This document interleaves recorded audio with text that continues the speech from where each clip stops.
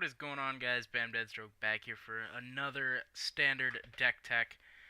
Last time we took a look at blue-green merfolk. This time we've got ourselves another blue-green deck. Yes, Simic.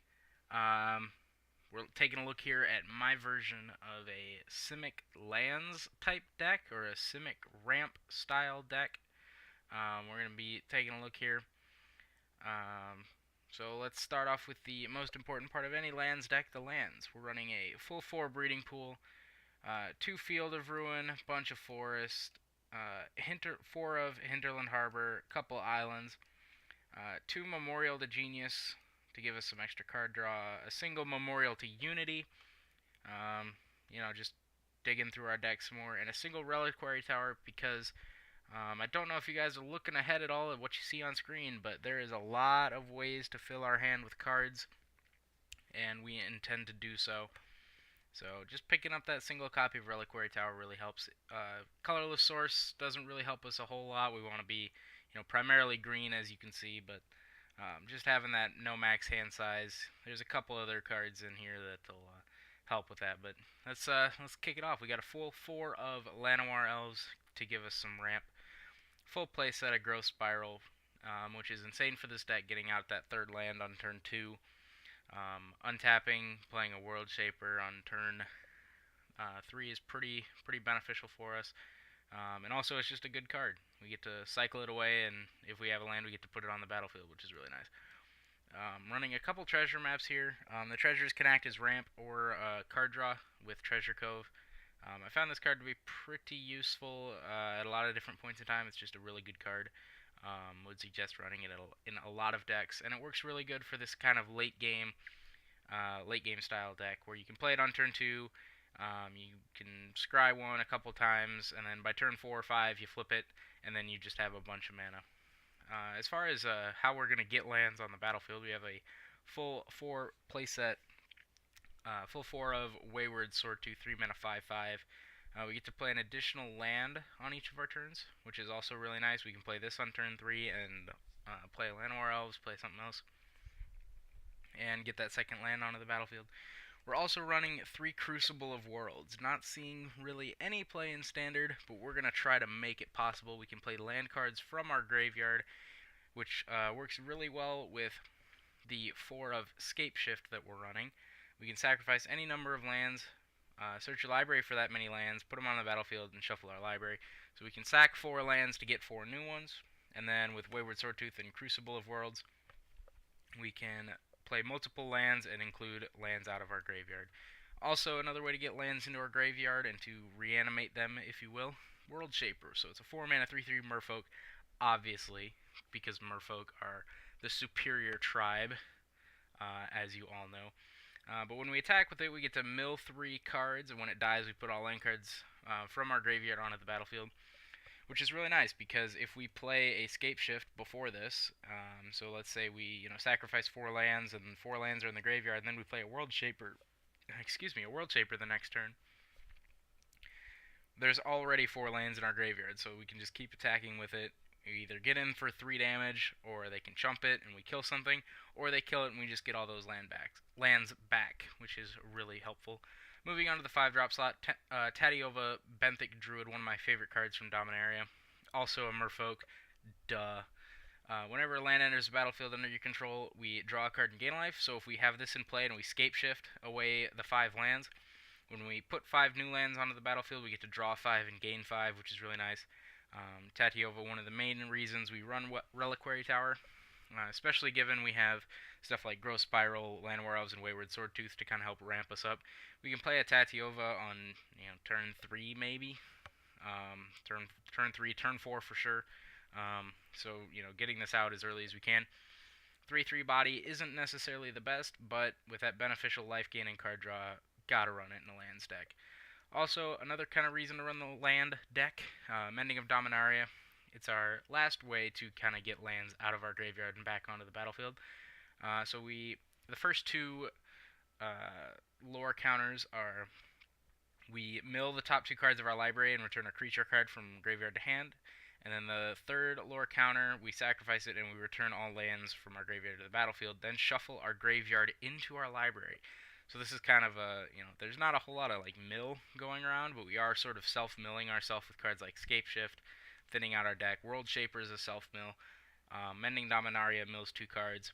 So then, if we play this on like turn 8 or 9, and we've milled a bunch of cards with World Shaper, and we've milled a couple cards with Mending of Dominaria, we get all the lands back onto the battlefield, and we shuffle everything back in anyway. The other 5-drop in the deck, we've got 2 of Biogenic Ooze. I would be running Hydroid Krasis here, but yeah, I don't have $30-some to blow on each copy, so we're running with Biogenic Ooze for now, which is a perfectly fine green threat. 5 mana 2/2, we get a 2/2 green ooze creature token at the end of, or when we play it, we get a 2/2 ooze, and then we can pay 4 to create another ooze, and at the beginning of our end step, we put a +1/+1 counter on all of our oozes.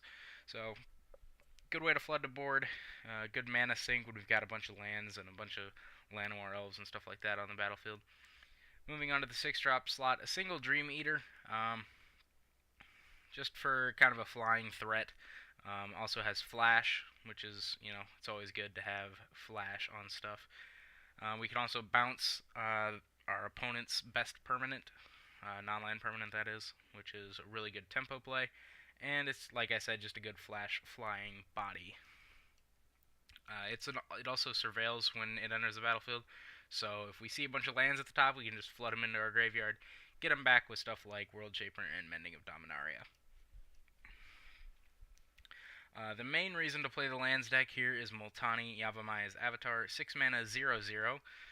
But bam, when you play a 0/0, it just dies. Well, that would be correct. However, this 0/0 gets +1/+1 for each land in our graveyard and each land we control. So if we've got 6 on the battlefield to play it, and we've got 4 in our graveyard, it's a 6 mana 10/10 reach and trample. We can also pay 1 and a green, so 2 mana to return 2 lands from our you control to their owner's hand, and return Multani from your graveyard to your hand. So since we have stuff like Wayward Swordtooth to play multiple lands, and we've got stuff like Growth Spiral to put an additional land into play, or we can put a land from our hand into play, paying that 2 mana, we return the 2 lands that we just played, or tapped, and then if we've got Wayward Swordtooth out, we can just play those lands back, and we just got Multani back from our graveyard for free, which is really nice. Also, it's got Trample, which is a really good thing to have. And finally, the last card in the main board here, Nezahal Primal Tide. Can't be countered, and we have no maximum hand size.